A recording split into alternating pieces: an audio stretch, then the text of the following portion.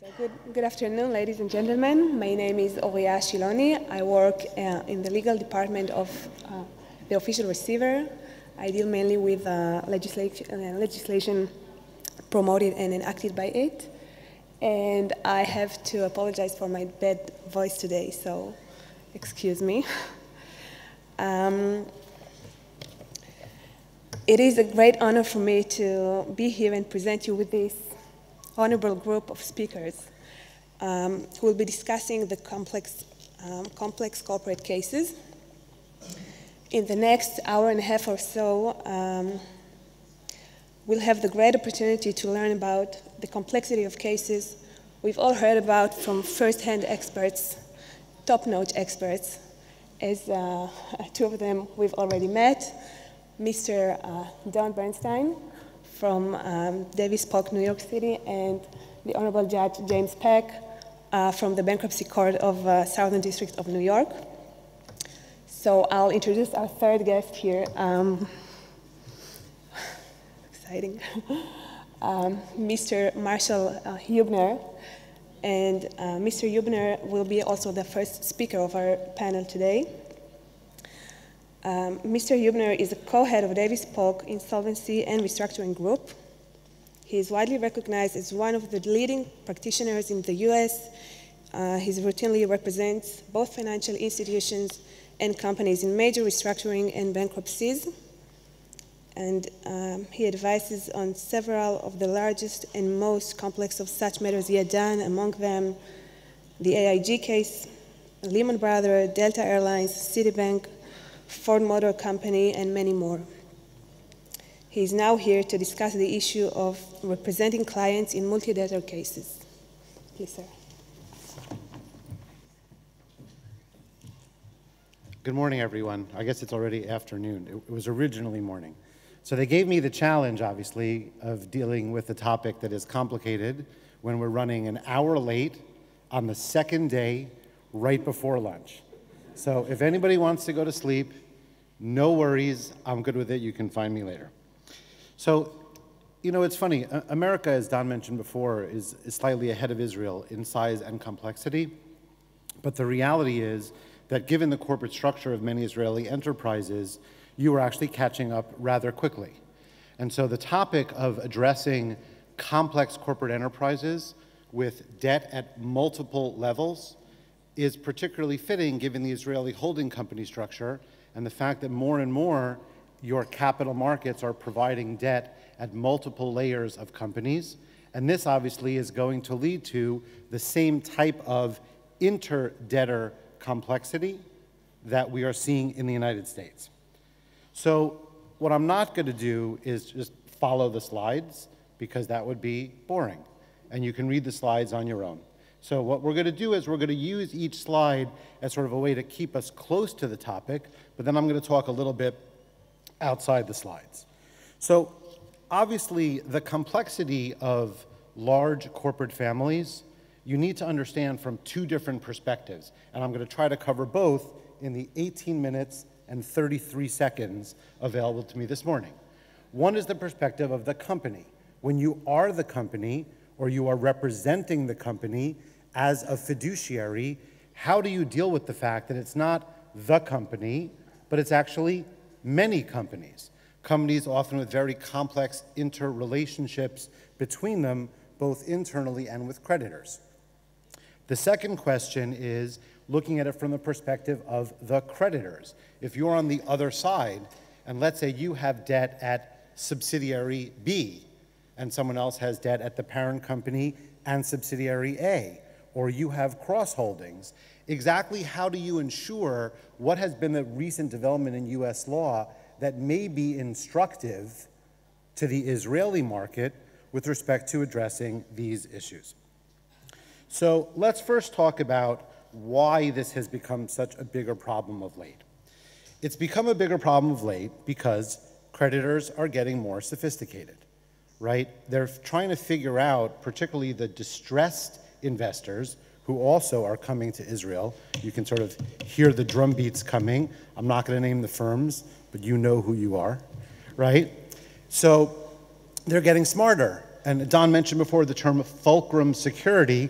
That means you're looking to buy a specific asset that you believe will convert into the equity of the company, or you believe the market currently undervalues in terms of legal rights that you think that security actually has.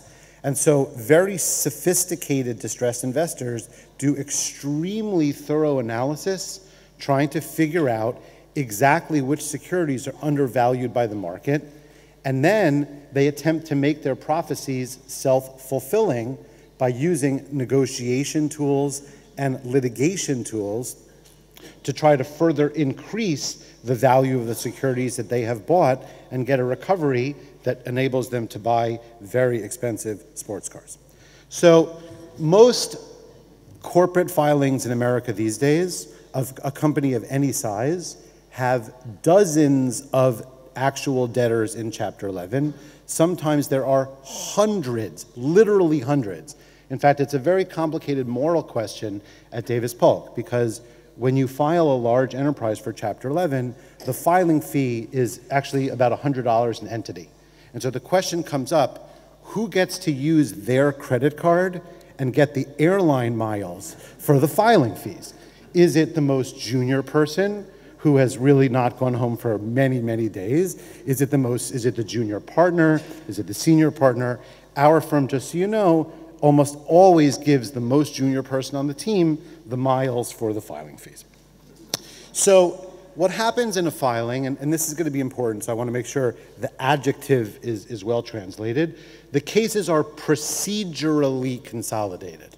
Every time a large corporate enterprise files, for convenience sake, the entities are assigned to a single judge, and there's a single caption, and for most purposes, they are procedurally consolidated.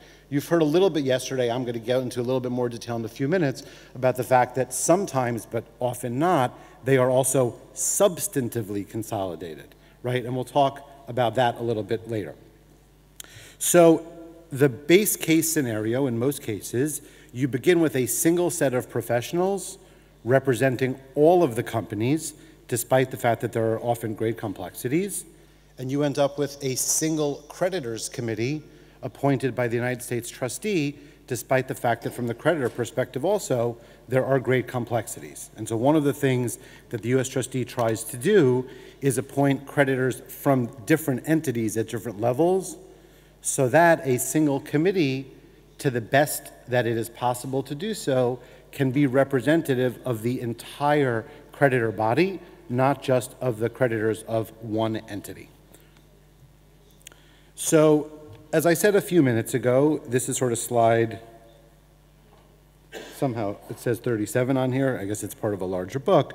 And we're definitely not going to talk about specific cases because you can go read it. But it's claims traders that have really accelerated the focus on the relationships among and between the debtors and their capital structure. So now let's talk about intercompany claims. So intercompany claims are what they sound like. They are the claims among and between the companies.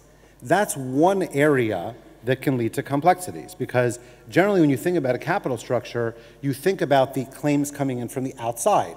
You know, the parent company has a 1 billion shekel bank facility, the subsidiary has 2 billion shekel senior bonds, 4 billion shekel junior bonds, but people don't often think about the fact that the companies may owe each other billions and billions of shekalim, potentially even more than they owe from the outside.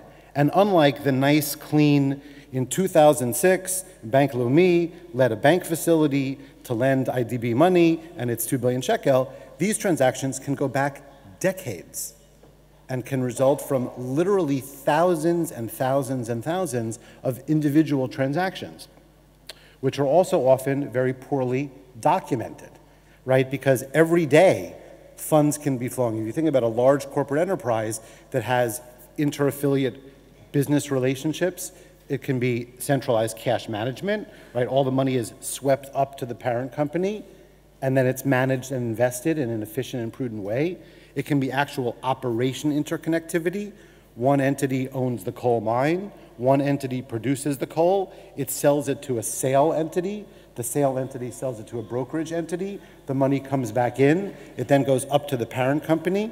And so these intercompany claims can result in very, very substantial complexity that many people have woken up to and are very focused on, right? And this issue, by the way, for sure, is totally relevant to the Israeli system, in part because of your sort of holding company structure, and in part because companies have realized efficiencies of what's called vertical integration as they buy businesses that fit well within their profile to get additional goods or services at attractive prices. Now, to be clear, because this is an important point, intercompany claim issues, as they say in America, they don't change the size of the pie, right? The same value is available to creditors irrespective of which way intercompany issues get resolved. The issue is who gets what size slice of the pie, right? Is it the subsidiaries' creditors or the parents' creditors or somewhere in between? And now we're going to turn a little bit to sort of how these fights get fought and how the issues have gotten resolved.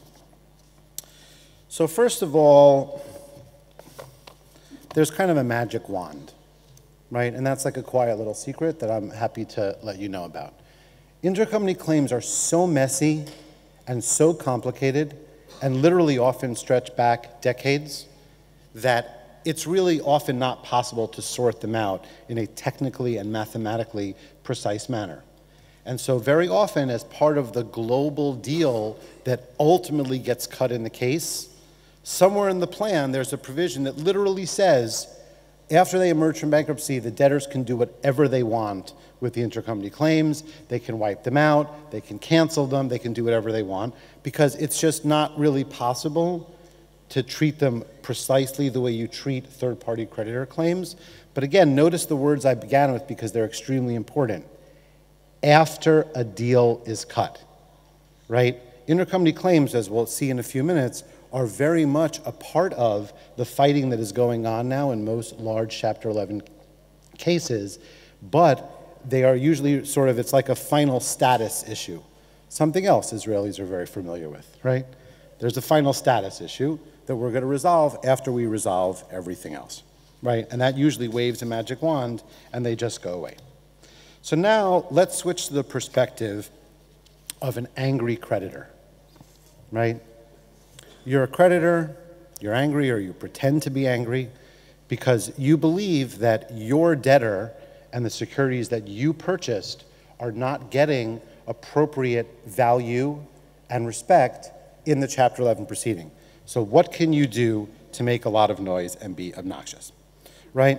So the first thing you can do, as I said a few minutes ago, is that the baseline in America is that one set of professionals represents all of the companies, right? And as you've heard from many people, I'm certainly not going to repeat it, the general rule in America in virtually all cases is that the debtor in possession, the company itself, the management team, remains in control.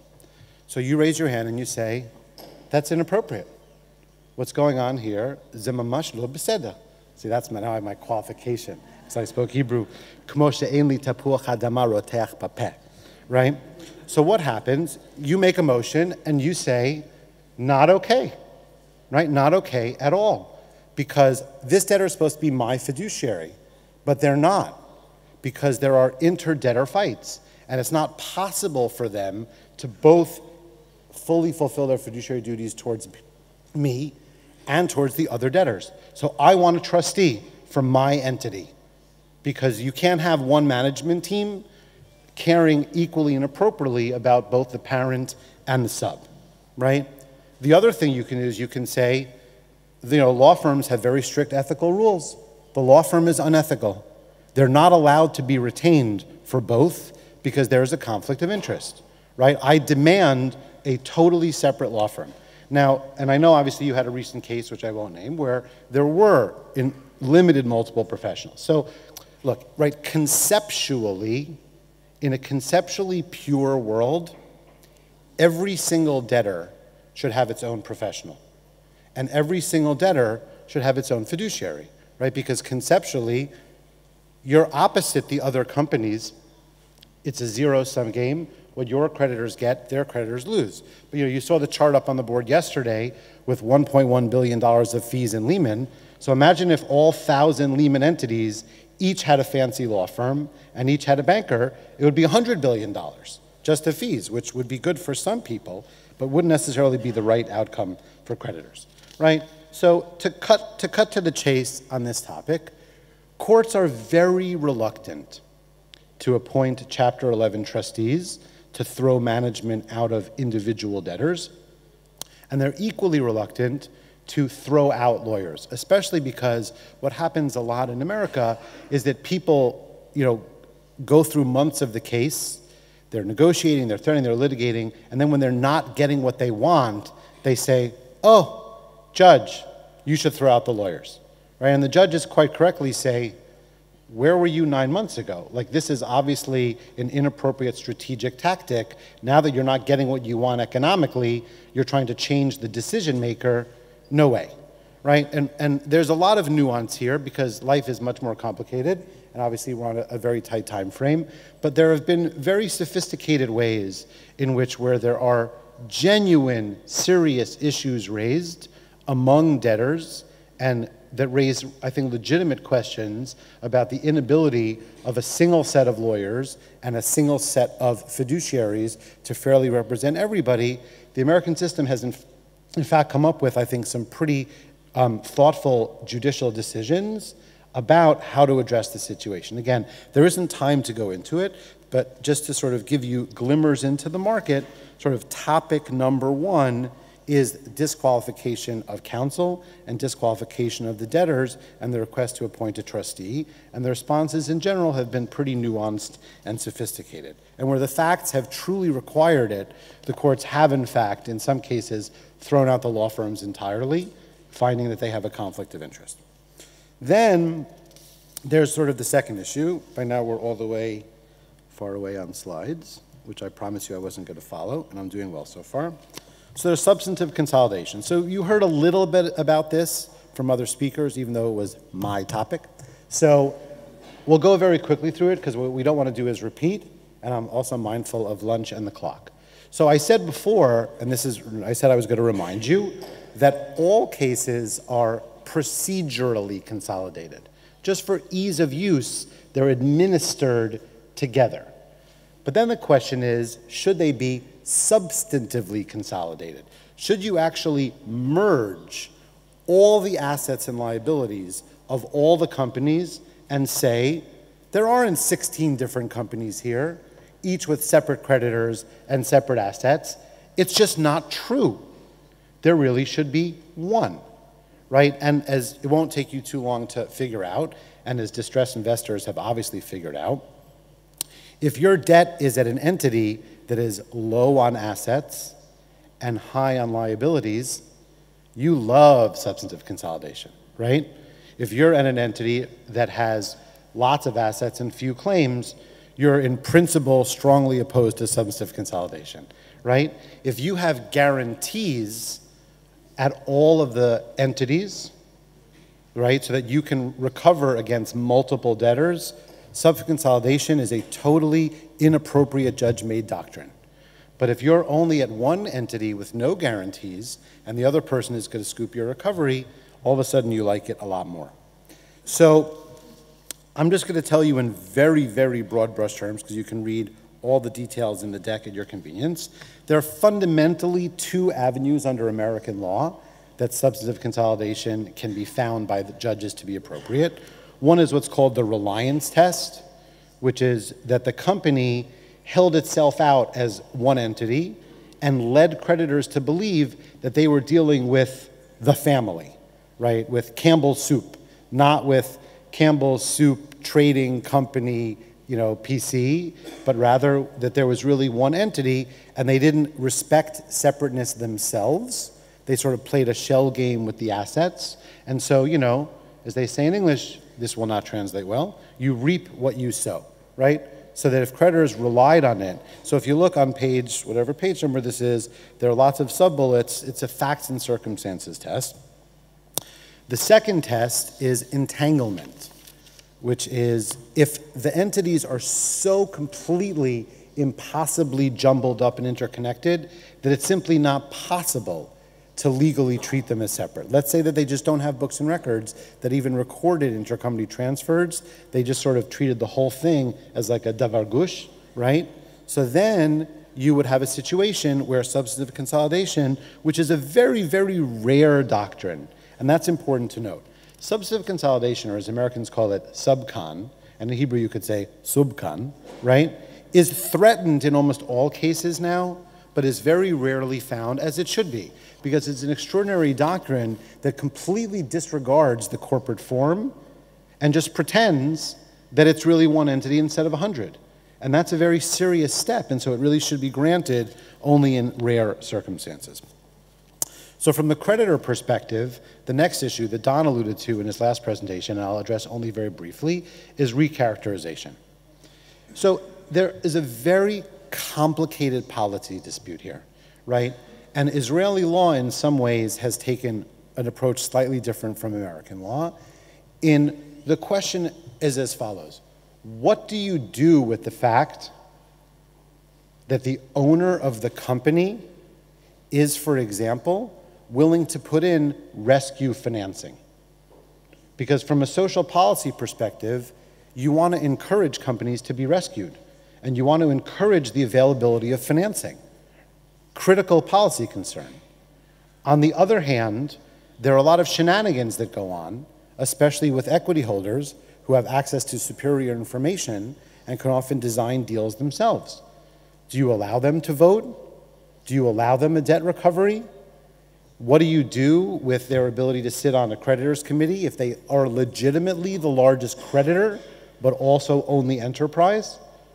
Not so simple at all. And everybody, I'm sure everyone in this room can have a fact pattern from their own experience where they thought it was absolutely inappropriate for the equity holder's debt claim to be treated and respected as a debt claim, and they probably have the exact opposite experience. And so recharacterization sets out a complicated set of tests for figuring out when the debt normally put in by an equity owner should be respected as debt. So here's the punchline, since my time is just about up, and let me finish. The way it has been addressed in the United States, it's fair to say, is with actually great complexity. Because there is really almost no mega case now, virtually none, where you don't see one or more groups of creditors throwing some or all of these doctrines into the mix and threatening to litigate. So in Lehman, for example, which Judge Peck will talk about in a minute, the fundamental debate of the entire case was the creditors who had no guarantees and didn't want substantive consolidation, and did want substantive consolidation, and the ones who had guarantees and didn't want it, right? And so what you'll see on the next couple of slides is, again, I'm not going to sort of hit it for you, but very complicated settlements that give partial weighting to all of the different legal theories that creditors have put up and have been suggesting some very interesting pathways for how to resolve inter-creditor disputes.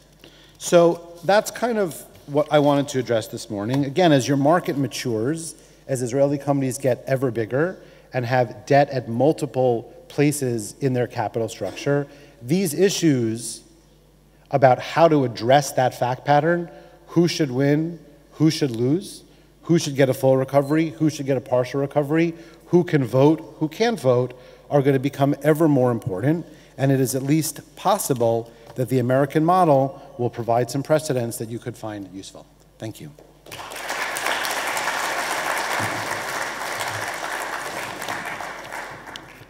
Thank you very much, Mr. Hubner. So during your slideshow, you a little bit touched the Lehman Brothers case, and in a context where global settlement required of the intercompany claims, which brings us now to Judge Peck, who will discuss more lessons from Lehman Brothers, enterprise group, and cross-border cases. Please, Your Honor.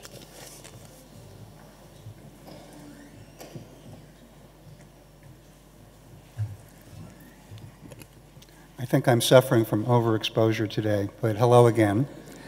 I'm going to be talking about the Lehman Brothers case from the perspective of its cross-border and international nature. It's an incredibly complicated case that we could spend these 2 days talking about exclusively, and then another week or two talking about exclusively. It's an extraordinary experience that I've had, and I'm going to close today with actually reading something that I read into the record at the confirmation hearing, because I think it's an appropriate culmination for aspects of the program we've had together. I'm going to start with just a situation analysis for what happened on September 15, 2008, when Lehman Brothers filed. When it filed, I was minding my own business, picking up my newspaper at my front door to discover that Lehman had filed, that Merrill Lynch had been acquired, and that the world as I knew it was crashing and burning. I didn't know until a few hours later that I was being assigned the case. The first week of the case, which we could spend a lot of time dwelling on, I think is a prime example of the extraordinary flexibility of the Chapter 11 process. Because, as I think everybody in the room knows, we succeeded, when I say we, I'm talking about all the professionals plus the court, in approving the sale of the North American broker-dealer business of Lehman to Barclays Capital. But the situation analysis is much bigger than that. There were ultimately 22 domestic affiliates of Lehman that filed for Chapter 11 relief in the Southern District of New York. A SIPA case for Lehman Brothers Incorporated, which was the regulated broker-dealer. All over the world, in excess of 100 foreign affiliates of Lehman went into a variety of insolvency proceedings, and in virtually every one of those proceedings, there was a receiver, an administrator, or some representative, not a debtor in possession. The management of the company during this period of time was dedicated to the personnel of a recovery firm, a financial advisory firm, Alvarez and Marsal. Brian Marsal came in first as chief restructuring officer of the company and later as its president. I mean, think about this. A huge global enterprise, fourth largest investment bank in the United States, files for bankruptcy relief with no planning whatsoever. And within a week of that filing, 10,000 employees migrate to Barclays, the purchaser of the North American broker-dealer, and virtually nobody is left to run the liquidation. I can't begin to tell you how hard that must have been, and I've heard about it with anecdotal stories and presentations made to me while I was presiding over the case. The story I'm about to tell, however, is not about any of these extraordinary management problems, which included, by the way, the complete dismemberment of the information technology of the company and the difficulty in acquiring the basic information to understanding what the assets were and what they were worth. But what I'm going to describe is the unprecedented scale of the case and then the unprecedented consensus that was achieved in the case. This slide is a brief snapshot. 1.2 million derivatives transactions, intercompany claims that were in the billions. When the proof of claim deadline was reached, about 67,000 claims filed that initially totaled more than $1.2 trillion.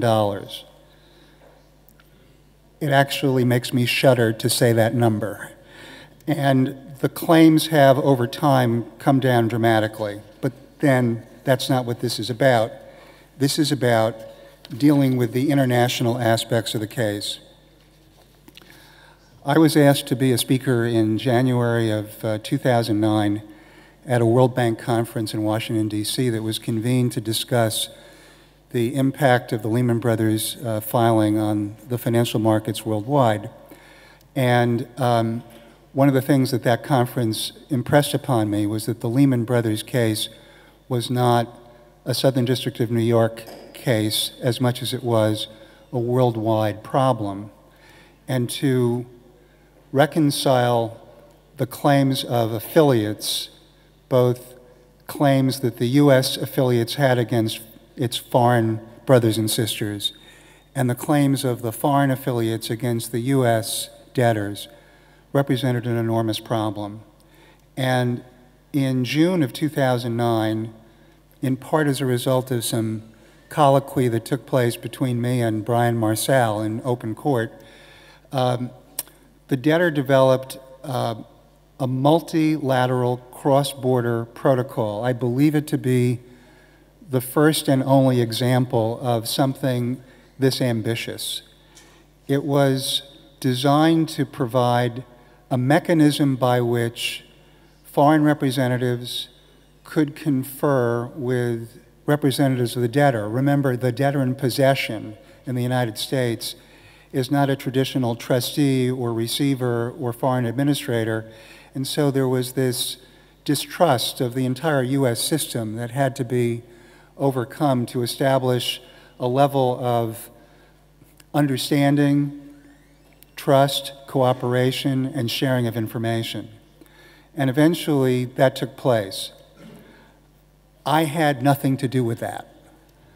I heard about it, I encouraged it, but this all happened spontaneously by virtue of the existence of the protocol. Now, I should also mention that in addition to the U.S. Chapter 11 cases and the SIPA case for the regulated broker-dealer LBI, I ended up being assigned 3 Chapter 15 cases, and Don is going to talk during his section of the program about Chapter 15 and the unsuit trial model law. But this is an example also of how, in the United States, foreign representatives came into our court seeking relief of one sort or another. Lehman Brothers, Australia, is a Chapter 15 debtor still in our court. Lehman Brothers Bankhaus, which is the German affiliate, also a Chapter 15 debtor. And Lehman Brothers Finance, the Swiss affiliate, also a Chapter 15 debtor.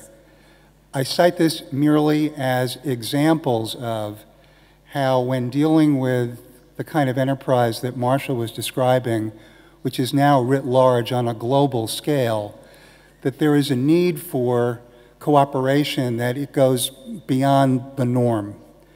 There's a need for procedures to harmonize the differences that exist among affiliates, both domestic and foreign. Marshall talked about substantive consolidation risk. I'm not going to dwell on it. Suffice it to say that it existed in the Lehman case. He also talked about recharacterization risk. I'm not going to dwell on that either. Let's just talk about what it means, though. Lehman Brothers, before it filed, functioned for all practical purposes as an integrated global business, although there were thousands of separate legal entities that comprised that business. There was a consolidated cash management system. Cash came into New York and then went out to fund operations. Ultimately, the board of directors and Mr. Fold and other senior managers managed an enterprise that operated globally with lots of constituent parts. Those creditors who believed that they would be benefited by virtue of consolidation argued for consolidation. Those creditors that believed they would be benefited by non-consolidation argued for separate corporate status and separate plans. Toward the end of the last session before the coffee break, I mentioned that one of the factors that complicated the Lehman Brothers case administration was that the debtor did not have the statutory right to control the plan process after 18 months. And while efforts were undertaken to obtain what amounted to functional exclusivity, creditors would hear nothing of that. The process also was largely driven, I've only learned about this after the fact, by claims trading and by the formation of ad hoc groups. In addition to the debtor in possession, there was an official creditors committee, and then layered on to that were two ad hoc groups of creditors. Creditors that were separately represented by counsel, by financial advisors, and that were economically motivated to achieve certain outcomes that benefited their particular accumulation of claims. So there was a subcon group that wanted a substantively consolidated plan, a non-con group that wanted no consolidation, obviously for economic reasons, and in the middle, the true broker of the deal, the debtor in possession in the United States, that was engaged in cross-border negotiations with representatives of foreign affiliates and these ad hoc creditor groups.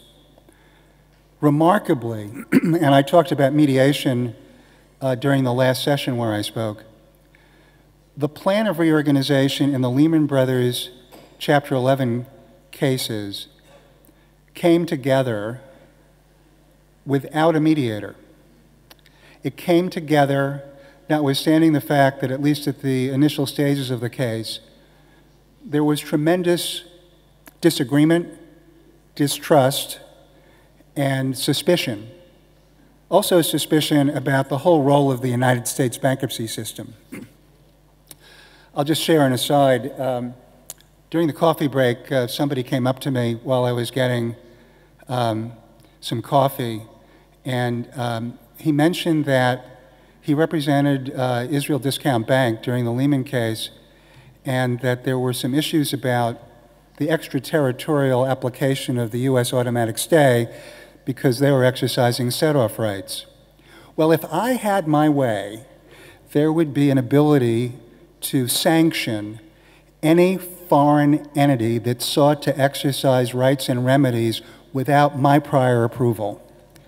Well, I don't have that power necessarily. And after 10 days from now, I'll have no powers.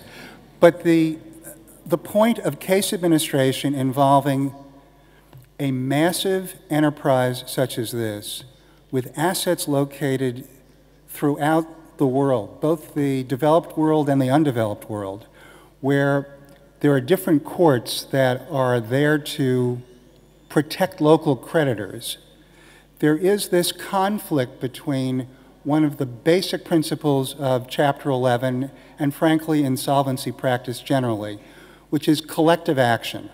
The notion, as Harvey said in his earlier remarks about railroad reorganization, that parties who are acting collectively ultimately benefit because the enterprise is preserved, or there's at least a fair and rational system for allocating the value that's preserved. In a global enterprise that fails and ends up with multiple jurisdictions paying attention to local interests, there needs to be some means for cooperation. In this instance, at least, the protocol for cross-border cooperation and the active efforts of the debtor representatives in the United States and foreign representatives pursuant to the protocol led to settlements with foreign affiliates.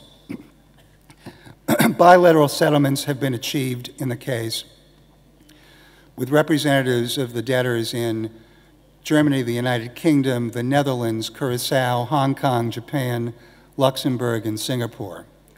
Those settlements, individually and collectively, became incredibly important building blocks for the consensual plan that was achieved. Additionally, and this is something that I view as a miraculous example of how Chapter 11 can work, the ad hoc groups that I described also recognized that there was a tremendous benefit to their constituents that had opposing views of substantive consolidation risk and opposing views of recharacterization risk, to compromise.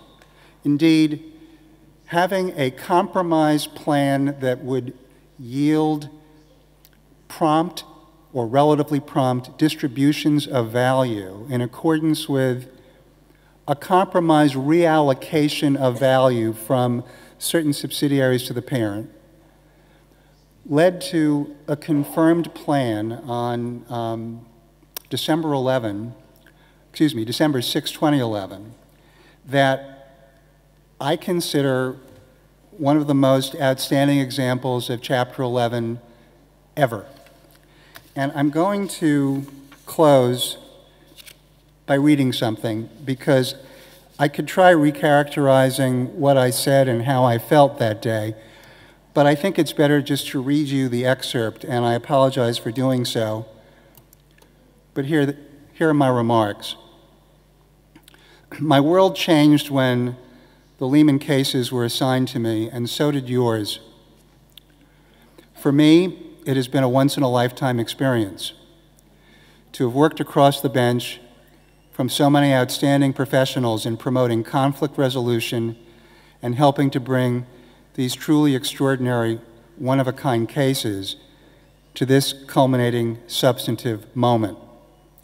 Superlatives abound, and we have heard them all and probably used them all. This is the biggest, the most incredibly complex, the most impossibly challenging international bankruptcy that ever was. But the greatest superlative of all is reserved for today. This largest ever unplanned bankruptcy that started in chaos, accelerated the financial crisis, and eroded confidence in the global financial system, also has yielded the most overwhelming outpouring of creditor consensus in the history of insolvency law. What a difference 3 years can make. Never before have divergent holders of $450 billion in claims recognized the benefits of pragmatic compromise and come together as one in support of a single Chapter 11 plan. This is a monumental achievement in our field, awe-inspiring, really, that to me represents the highest and best use of Chapter 11 in the public interest. Those are my remarks. I'm out of time, but I'm going to make one comment, and it has to do with a slide that was used yesterday by Jay Goffman. I don't know if Jay is here. I want to explain that slide. For one thing, the cases that were depicted were in no way comparable. As a result, to compare the time in bankruptcy or the professional fees associated with those cases is in fact inappropriate, and I reject it.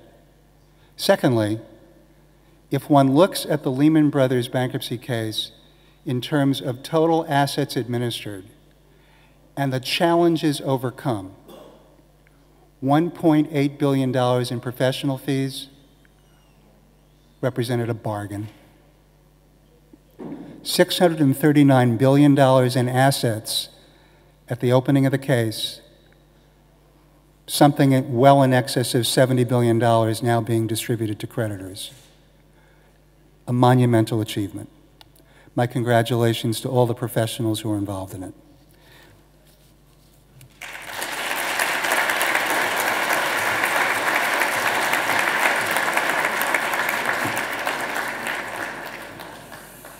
Wow, thank you so much, Judge Peck.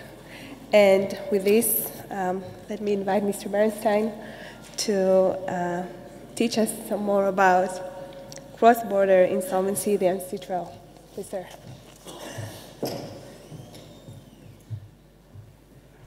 Thank you.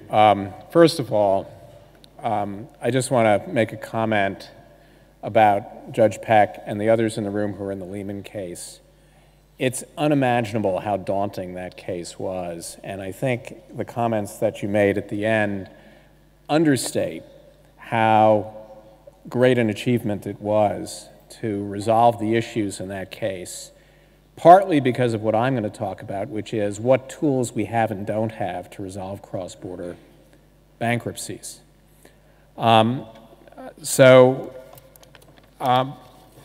Let's state the problem. I'm sort of going back to square one and oversimplifying what ended up in the most complex example in the Lehman Brothers case.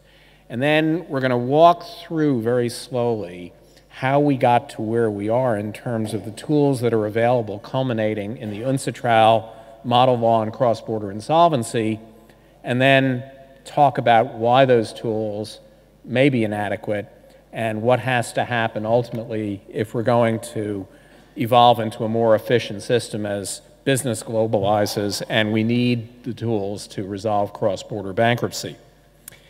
The basic question arises from the fact that you can have a single debtor with assets and creditors in multiple jurisdictions.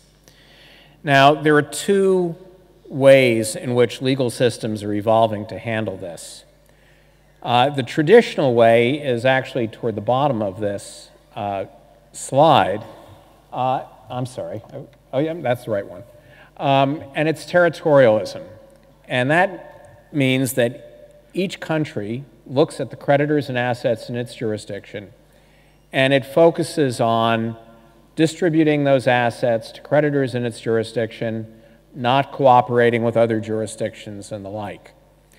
And despite the efforts at the United Nations and in some countries to pass laws that take the second approach, the universalist approach, which has one insolvency law essentially governing globally for a debtor based on that debtor's home country, most countries do not follow the principle of universalism. And that is what Judge Peck and Harvey Miller and my partner Marshall were faced with in the Lehman Brothers case, because universalism, while conceptually is a wonderful thing, and conceptually it's the most efficient means of dealing with cross-border insolvency, because a single law would apply and you have predictability and the creditors who are extending credit understand what law is going to apply. It is something that is extremely hard to achieve. This problem of cross-border insolvencies is a relatively new one. It first really surfaced in a big way in 1991 when the Maxwell Communications empire failed. Some of you will remember that Robert Maxwell, who was a media mogul, who lived in London but originally came from Czechoslovakia and built up a conglomerate with newspapers and cable television stations and other things, was found dead off the Canary Islands next to his yacht. He was floating in the water. No one really understood what happened to him. And to date, his death has never been explained. But what was discovered after he died was that the companies that he was running were in seriously distressed financial condition. And his son and the board of directors of the Maxwell Holding Company decided to file, despite the fact they were in the UK, decided to file a US Chapter 11 case because they had subsidiaries representing 80% of the value of the company in the United States. A couple of days later, the independent directors in the UK worried about their own personal liability if they didn't file a UK insolvency proceeding, caused the company to commence a simultaneous bankruptcy case and administration in the United Kingdom. And all of the problems that Judge Peck described, of course in a smaller way, about the distrust between the two systems arose. You had a debtor in possession in the United States. You had Price Waterhouse as the administrator in the UK. Price Waterhouse took the position that when it was appointed, it became the debtor in possession and should control the US proceedings. That was the first instance in which, and again, in a small way compared to what was done in Lehman, a protocol needed to be negotiated. The only problem was there was nobody in the US who could be said to be representing the company because the board of directors had been displaced by Price Waterhouse, and the question was who was going to represent the US side of the situation. And the judge in that case, Judge Tina Brosman, fashioned something new. She took a provision in the U.S. Bankruptcy Code that was designed for the appointment of an examiner, basically a party who was supposed to do an investigation, report, review what had occurred, what had transpired with the debtor prior to bankruptcy and perhaps during bankruptcy, and she transformed that. She transformed it by giving special powers to an examiner named Richard Gitlin to actually represent the company vis-a-vis what was going on in the UK. And the UK administrators sat down with the examiner. They designed a protocol that dealt with corporate governance, whose input was required in order, for example, to sell U.S. subsidiaries as the company was being liquidated. And they also sat down together and proceeded to develop a joint scheme of arrangement and plan of reorganization that was presented ultimately to both courts and confirmed in that case. It was an example of the type of cooperative effort that courts and professionals learned how to accomplish in order to resolve a cross-border insolvency case where there were no legal tools to accomplish that result, much as occurred in the Lehman case. But there were some issues over which there was controversy. One in particular highlighted the problem of cross-border insolvency, and that was that a couple of UK banks had received a large payment prior to bankruptcy during the preference period in the United States. And ironically, the UK administrators did not like UK preference law because UK preference law had an intent requirement. And they did not believe that they could show intent to prefer, whereas the US Bankruptcy Code doesn't require a showing of intent to prefer. It simply requires a showing of insolvency and that the payment was made during the relevant preference period. So the UK administrators wanted to use the preference statute, and one of the banks, Barclays, realized this and they wanted to use the US preference statute, and Barclays ran into the court in the UK to seek to have the administrators enjoined from proceeding with a preference action in the United States. The judge who was presiding in the case and who had cooperated throughout the case with Judge Brosman and tried to coordinate proceedings, there was really a unique type of cooperation. Lord Hoffman heard this, and he decided to deny the relief that was being requested by Barclays, saying he thought that the proper court to decide which law applied was the US court. And so Judge Brosman then decided that rather than apply US law, the UK had more of an interest in the issue than the United States, and she deferred to UK law and applied UK law for purposes of the preference, and it turned out in that situation the administrators actually lost because she applied UK law under principles of comity, C-O-M-I-T-Y, principles of comity and general private international law. There was no model law at the time. There was no way of coordinating the two proceedings under a statute, and she did it simply by applying private international law. But it highlighted the issue.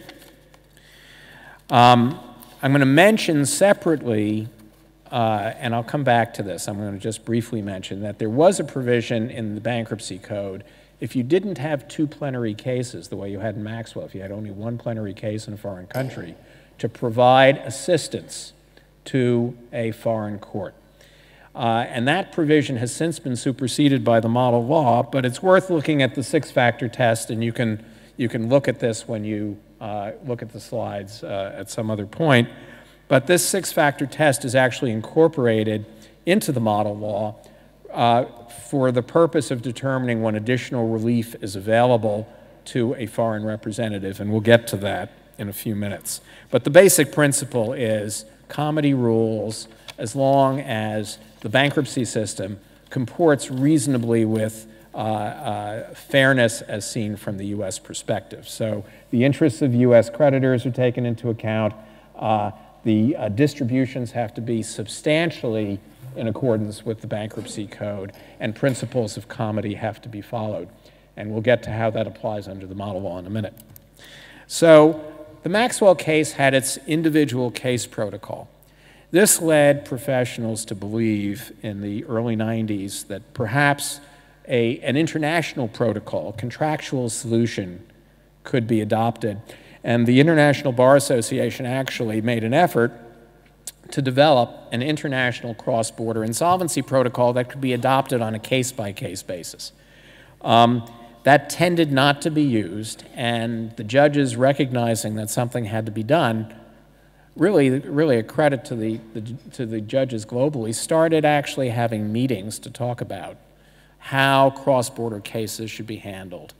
And that led to the United Nations Commission on International Trade Law, over a multi-year period, developing a model law on cross-border insolvency in the hope that rather than a treaty approach, which would take enough countries to ratify it so that it would take probably years to be implemented, that if there was a model law, countries would start one by one adopting the model law. And that's what happened. It took the United States a few years, but in 2005 it added Chapter 15 to the Bankruptcy Code, which was by and large an adoption of the UNCITRAL model law. And since then, approximately 20 countries around the world have adopted the model law on cross-border insolvency. Now, the model law is not a pure universalist solution. It is what people call modified universalism. It features very relatively easy recognition of foreign representatives. So you just have to show your bona fides. There is a statutory requirement as to what evidence has to be shown, but a representative in a foreign proceeding, whether a trustee or a debtor in possession, can come to the United States and very quickly get recognized. But the second leg of the stool is whether or not the foreign representative gets recognized as a main proceeding or a non-main proceeding.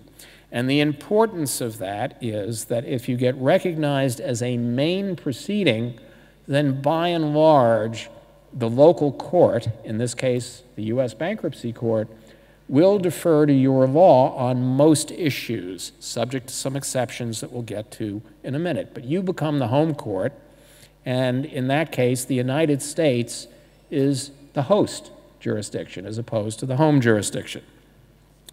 And whether you are a foreign main proceeding depends on the center of main interests of the company in question.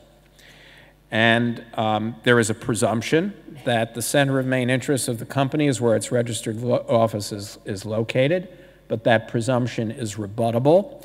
And evidence is presented about whether there are overriding facts like the location of assets, the location of management, where the nerve center of the company is, and the like, and whether those features are overriding and suggest that a different country is the home country. Now let's assume that you go through that process and you get recognized. Certain things happen automatically. You get a stay, as you would if you filed a plenary case in the United States. The U.S. law applies to authorization of property transfers, which means that if the foreign representative doesn't even have an order in his local jurisdiction, he can come and utilize Section 363 of the Bankruptcy Code to get a transfer authorized by the court. And the operation of the business can continue under the auspices of the recognized foreign representative. In addition to what happens on a mandatory basis, there's also extremely broad discretion of the bankruptcy court in the U.S. to facilitate what's going on in the foreign main proceeding. The most important point about this list of discretionary items is that, among other things, the foreign main proceeding can govern the administration or realization of assets in the U.S. It can also govern the distribution of the debtor's assets with a qualification, and here is our first qualification, with the proviso that the court is satisfied that the interests of creditors in the United States are sufficiently protected.